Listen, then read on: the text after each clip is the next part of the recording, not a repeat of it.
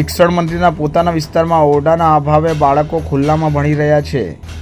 શિક્ષણ મંત્રીના વિપક્ષ નેતા અને આપના પ્રદેશ મહામંત્રી શ્રી રાકેશ હિરપરા સતત અલગ અલગ શાળાઓની મુલાકાતે એ શાળાઓની સમસ્યાઓ જાણી રહ્યા છે અને એના નિવારણ માટે સતત પ્રયત્નશીલ પણ છે।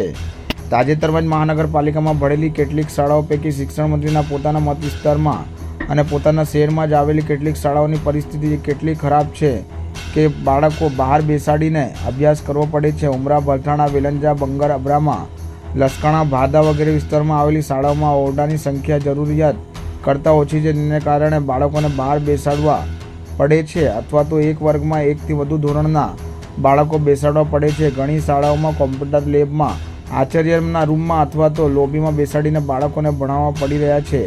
રાકેશ હિરપરાએ શિક્ષણ મંત્રીને વિનંતી કરેલ છે કે તમામ શાળાઓનો સર્વે કરીને જ્યાં પણ ઓરડાઓની ઘટ છે ત્યાં તાત્કાલિક ઓરડાઓ બનાવી આપવામાં આવે અને શિક્ષકો, આચાર્ય ઉપરાંતનું અનૈતિક રાજકીય દબાણ દૂર કરવામાં આવે।